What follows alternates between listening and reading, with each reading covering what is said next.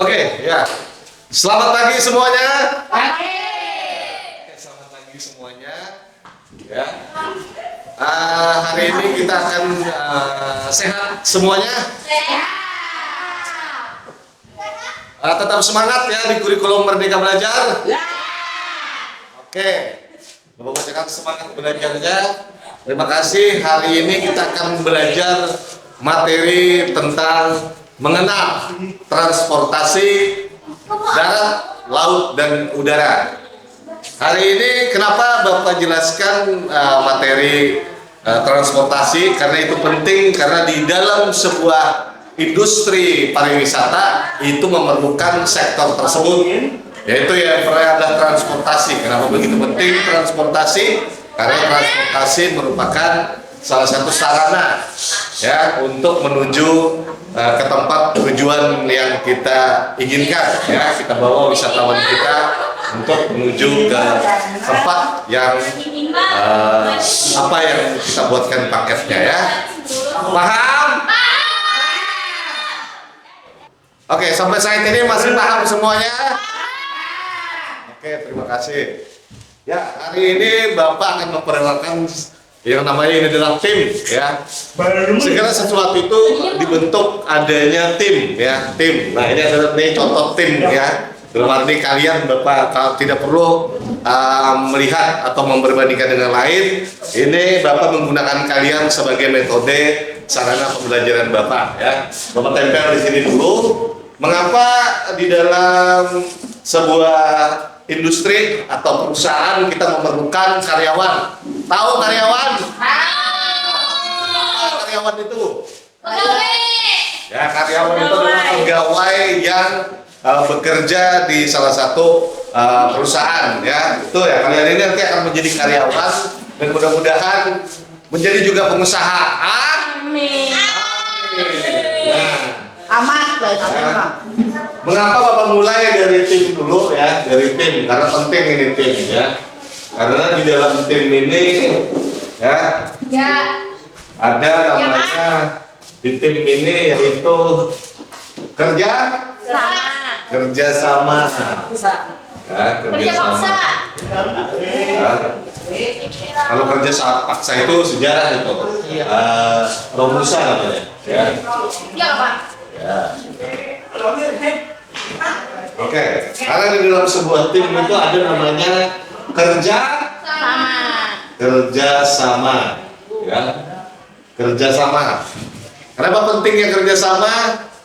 Karena di dalam sebuah kerja sama itu untuk mencapai tujuan, ya. Kerja sama itu dibuat untuk mencapai tujuan, ya. Oke. Adapun tujuan itu adalah membuat paket, ya kan, kerjasama membuat paket tur, ya, paket tur untuk membawa calon-calon wisatawan dari domestik maupun mancanegara, ya. Tujuannya itu kemana? Ya, ke destinasi, ya, destinasi wisata. Untuk kemarin pelajarannya apa? Perjalanan itu healing atau liburan, ya. Liburan, ya. Healing, ya, menikmati, ya. Dan juga mencari namanya pengalaman. Oke, ya. Setelah kalian membuat kerjasama dalam sebuah tim, ya, kerjasama dalam sebuah jangan ribut, ya.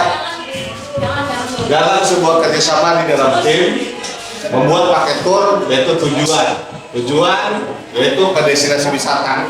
Sebelum kalian ke destinasi wisata, kalian harus memahami namanya peta wisata yang ada. Kita tidak usah jauh-jauh, yang ada di Kalimantan Selatan. Di Kalimantan Selatan ada berapa kabupaten? 4. Ada? 12, 18. Salah. 34. Ada 32.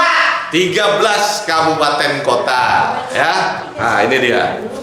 Ada 13 kabupaten kota. Jadi di Kalimantan Selatan itu ada dua kota ya, satu namanya Kota Banjarmasin, satunya kota administratif yaitu Kota Banjarbaru, di mana sekarang itu ibu kota Provinsi Kalimantan Selatan itu telah pindah ke Kota Banjarbaru ya. Sekarang Banjarmasin menjadi kota perdagangan ya. Jadi kita harus memahami sekarang bentuk mengurus segala sesuatu, unit usaha atau segala macam, itu kalian harus nanti ke Kota Banjarbaru. Tapi kalau untuk berbisnis, berniaga bisa ke Kota Banjarmasin ya. Oke, kalian pahami dulu yang namanya peta wisata ya.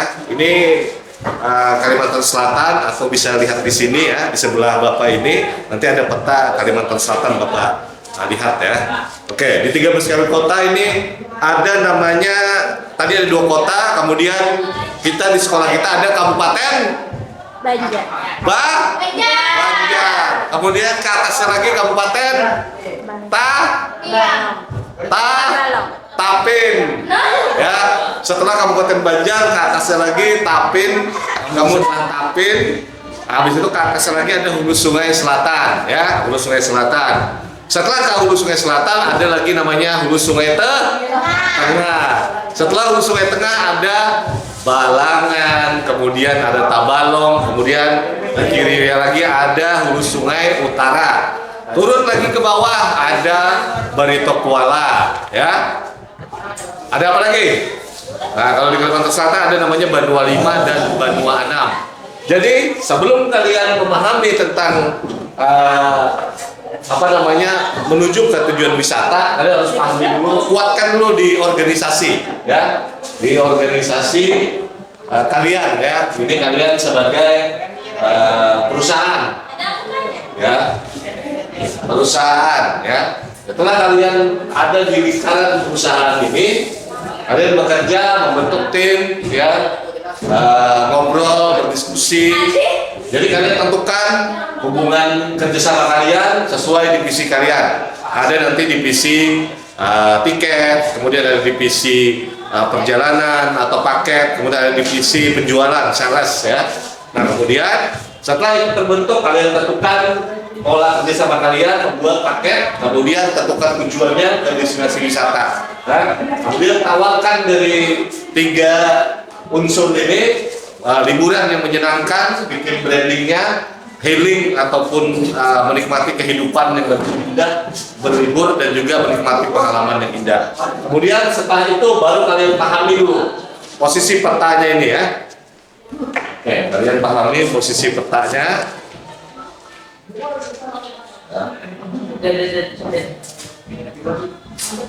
Ya, Bapak tempel, nanti bisa ada Bapak jelaskan juga. Nanti kalian jangan lupa like and subscribe channel UPW TV ya. Nanti bisa like di situ ya. Kalian pahami peta ya, peta Kalimantan Selatan. Ketika kalian mendapatkan tamu dari Jawa atau dari Sumatera, dari Kalimantan tetangga, provinsi tetangga kita, kemudian Sulawesi, Maluku, kemudian Papua. Kalian harus pahami rute Kalimantan Selatan. Jangan sampai kita sebagai orang lokal di sini, orang Kalimantan tidak mengerti dan tidak memahami jalur-jalur yang ada di Kalimantan Selatan. Paham semuanya? Oke?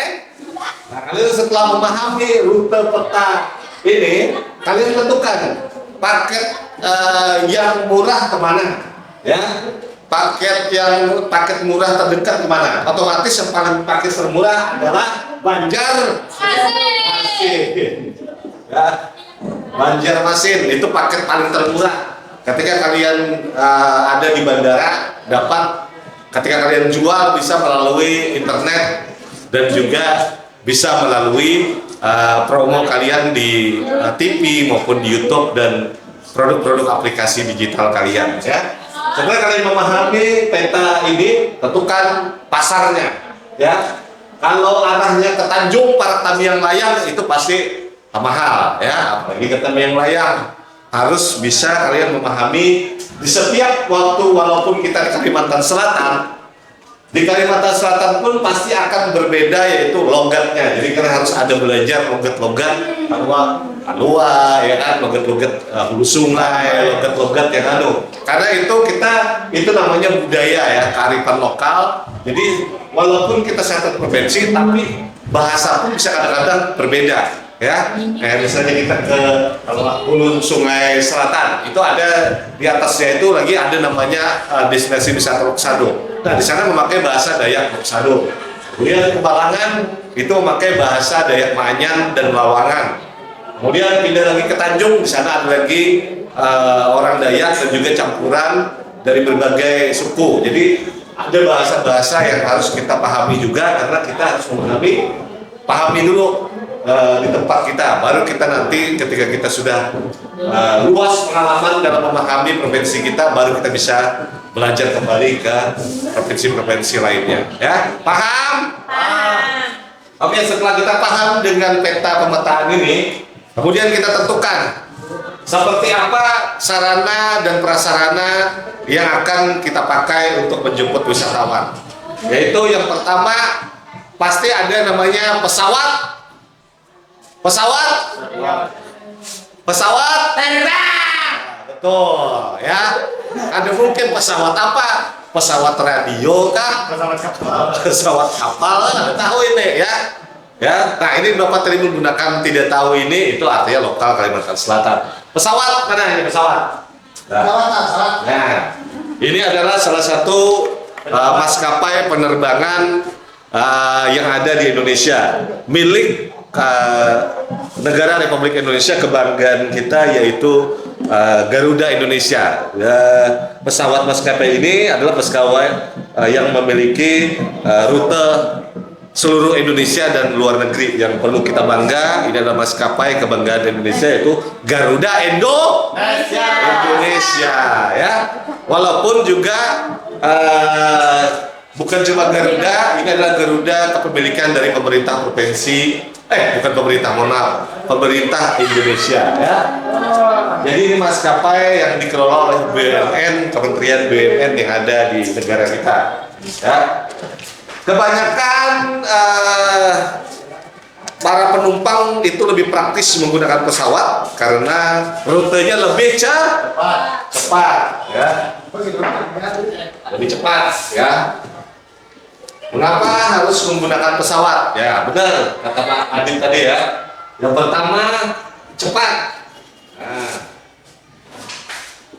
Yang kedua apa? Menghemat ya. Hemat waktu. Menghemat ya. Bisa Bapak lihat. Menghemat ya. Kemudian ketiganya apa? Yang pertama cepat, yang kedua menghemat, yang ketiga selamat ya. Jadi tingkat keselamatan di penerbangan itu cukup tinggi. Makanya ketika kalian nanti suatu saat akan, bahkan mungkin nanti kalian akan naik pesawat, itu kalian akan diperiksa. Jadi sebelum kalian menaiki pesawat akan diperiksa sangat ketat ya, dan tidak bisa sembarangan masuk ke sana, masuk ke sini. Karena di pesawat ini keselamatan kerja K3-nya itu sangat sensitif dan sangat paling ketat ya dibandingkan dengan transportasi umum lainnya. Karena pesawat ini mengedepankan keselamatan yang utama ya, keselamatan. Jadi ketika pesawat ini, nah selain daripada maskapai penerbangan Garuda Indonesia, maskapai swasta kita di Indonesia apa aja? Ayo apa aja? Apa aja maskapainya? Ada Citylink ya. Citylink ini walaupun satu grup dengan Garuda, juga ada juga saham dari swasta juga ya. Kemudian Lion Air ya. Kalian harus pahami dulu. Lion Air, kemudian apa lagi? Batik Air ya. Kemudian Wings Air. Apa lagi? Sriwijaya. Yang sering rute kemana aja ya. Kemudian yang sekarang rute dari Banjarmasin ke Bali itu ada namanya Air Asia ya. Air Asia ya. Air Asia sekarang ada memberikan kesempatan pakai tujuan ke Bali ya.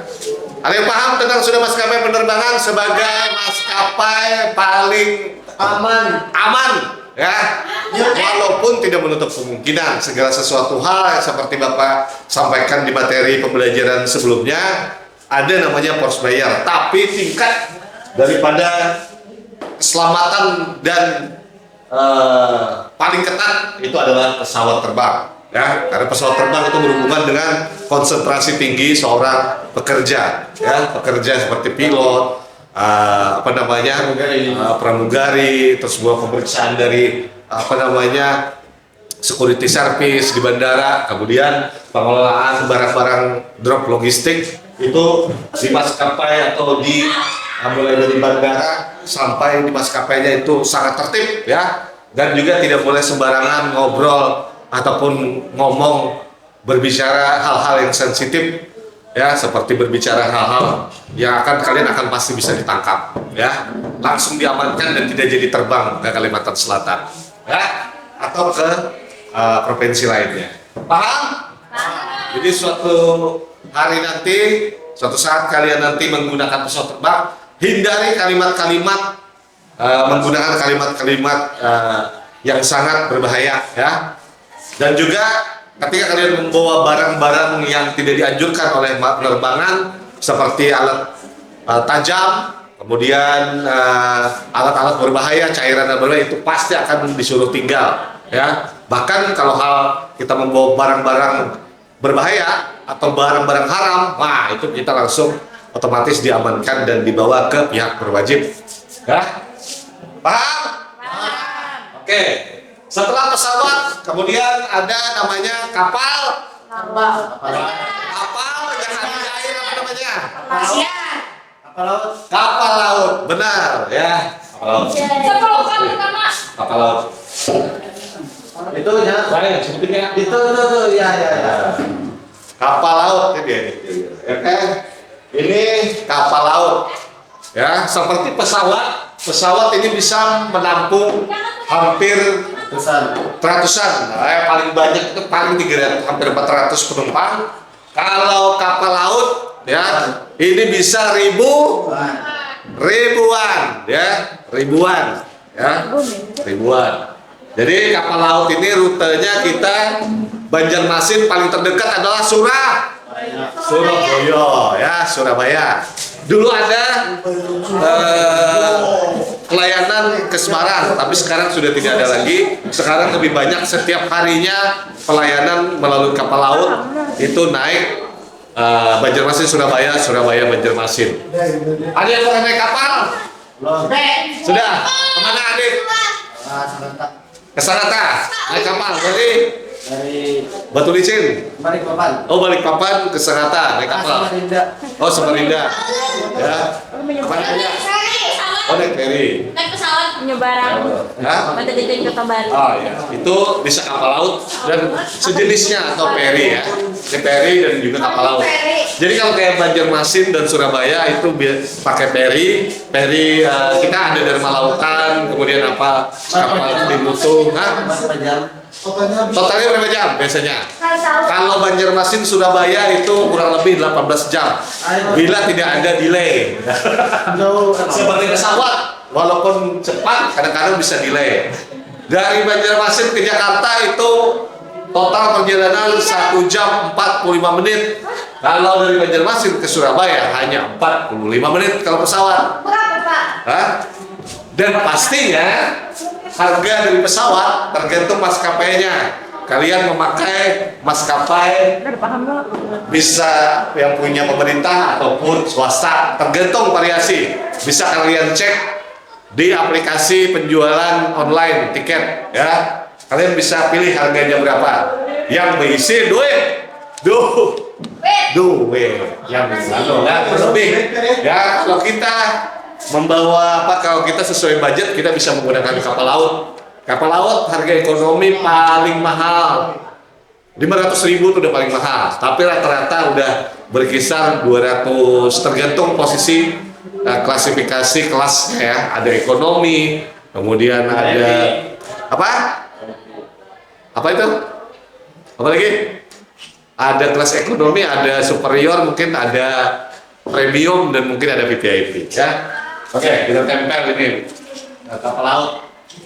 Selain kapal laut, apa aja lagi yang untuk kita membawa bis ya?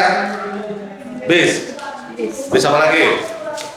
Bis perjalanan wisata. Bisa melihat sudah kapal laut seperti apa? Bisa. Ya. Ya, ini kapal laut ya. Oke. Dengan kapal laut. Ya. Bis Pak, bis kayu. Kemudian asisten. Bis, ya. Ya. Kalau di darat kita biasanya naik apa? Bis, benar. Namanya bis pariwisata ya. Ini bis pariwisata. Ya, sama itu. Jadi dijelaskan ada bis pariwisata. Namanya ini bis pariwisata ya. Bis pariwisata. Ini bis pariwisata bisa menampung sekitar puluhan ya, paling banyak 60 ya. Kursi ada yang 3, ada yang 50, nanti ada duduk di gang. Jadi kita nanti akan membawa wisatawan kita menggunakan bis. Kalian udah sering pasti melihat udah bis pariwisata. Nah, ini yang berdasarkan harganya tergantung kita buat paketnya, mau pakai bis ya. Jadi ada bis, kemudian ada mini bis ya, mini bis. Nah, ini mini bis ini bisa sekitar paling banyak banter 30 orang. Itu kalau dipenuhin ya. Kalau 30 ini sangat bisa ya. Kalau ini paling banter kalau kita bisa hitung kursi paling 20-an ya. Ada bisa nanti duduk di gang ya. Bisa duduk di gang, kan ada di dalam bis itu di gang. Tergantung rutenya ya. Kalau misalnya destinasi kita mau ke daerah gunung atau pegunungan yang tinggi atau sesuatu yang tergantung jalan rayanya, otomatis kita harus memilih bis yang mini bis ya, yang sesuai dengan rute. Karena kita Kalimantan Selatan itu rutenya ada bukit, kemudian ada gunung. Jadi kita harus sesuaikan, kita sebagai seorang nanti yang bekerja di Biro Travel, kita harus buatkan paket sesuai dengan apa yang kita jual ya, sesuai dengan paket hematnya. Paham sampai sini? Paham. Oke, sedikit lagi Bapak jelaskan. Ya. Ini kita tempel saja di sini ya. Tempel. Oke. Ya. Tapi begini. Ya. Oke. Ini bis ya. Bis dan mini bis ya. Sampai saat ini imajinasi kalian sudah bisa menangkap. Sudah bisa menangkap apa yang akan kita lakukan. Sudah bisa menangkap? Bisa. Bisa? Oke, ya. Artinya inilah kalian sebagai calon yang akan bergerak di dalam industri pariwisata harus memahami ya sebuah kerja tim, ya kerjasama. Ya. Kemudian kalian pahami rute wilayah kita. Kemudian sesuaikan paket yang akan kita jual, tawarkan. Bisa menggunakan kapal laut. Kalau kita orang yang datang dari pulau sebelah itu mau tidak mau bisa menggunakan kapal laut dan pesawat terbang. Kalau kita membawa wisatawan lokal domestik kita bisa menggunakan mini bis ataupun bis besar ya. Paham sampai sini? Paham. Oke. Kemudian kalau kita di perairan laut yang tidak bisa dilewati oleh kapal yang terlalu besar, kita menggunakan speedboat ya. Ini makanya tadi Bapak bilang kita harus pahami ada peta ya, peta di sini. Nah, peta. Karena kita ada namanya Pulau Kota Baru.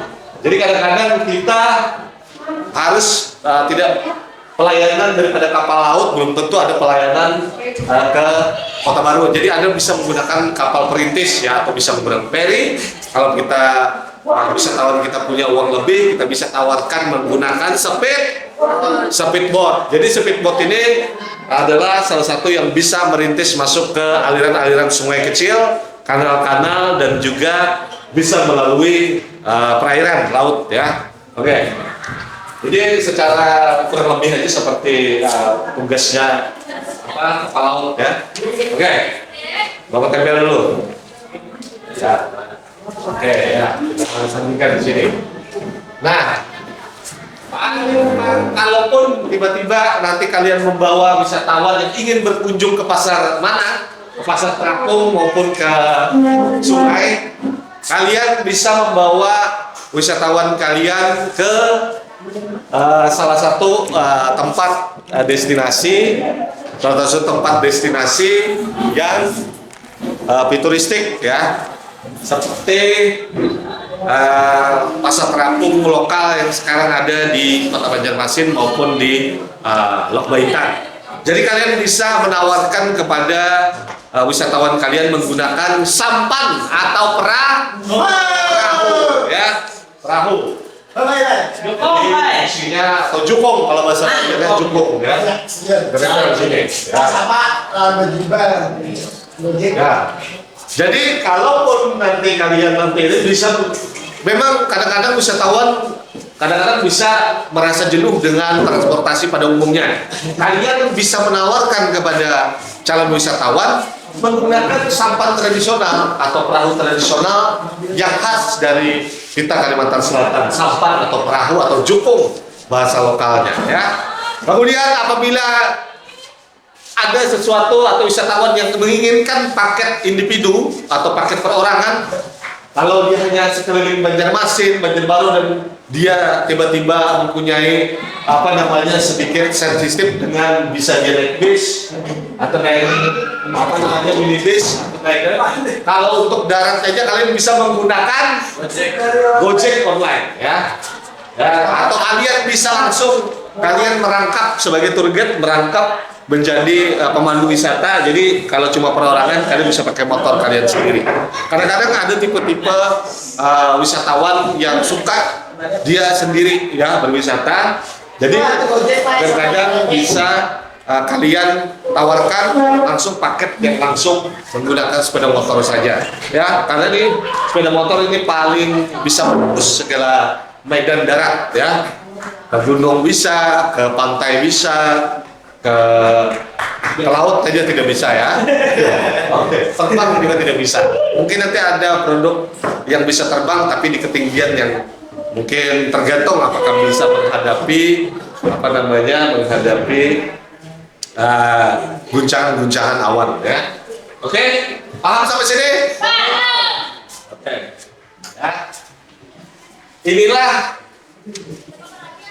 Ya. Inilah materi kita sesederhana ini kalian memahami, harus kalian pahami transportasi sarana pendukung dari materi industri pariwisata kita hari ini ya. Baik, ada pertanyaan? Ya. Oke. Paham? Akhirnya sebenarnya nanti akan Bapak ulang kembali, akan Bapak tes kalian untuk bagaimana bisa memahami secara sederhana ya. Kalian bertugas sebagai seorang ini, kita akan nanti praktek langsung di lapangan menggunakan contoh sederhana simulasi kapal laut, bis dan pesawat ya. Memahami speedboat, minibus, dan juga memahami alat-alat sarana penunjang dalam melakukan moda transportasi pendukung sarana dalam kalian sebagai seorang tour guide atau pemandu wisata. Nanti the next materi pembelajaran juga kita memahami akomodasi pendukung dari setelah ini tidak mungkin tidak menginap ya. Pasti yang namanya mengantuk. Kalau mengantuk itu pasti perlu tempat istirahat ya, pasti memerlukan tempat istirahat. Itu namanya akomodasi ya. Baiklah, akhirnya waktu yang memisahkan kita untuk materi kita berikutnya ya. Dan jangan lupa pelajari ini sesederhana ini untuk kalian bisa nanti praktek secara langsung. Ya, paham? Oke, Bapak ucapkan terima kasih. Wassalamualaikum warahmatullahi wabarakatuh. Waalaikumsalam.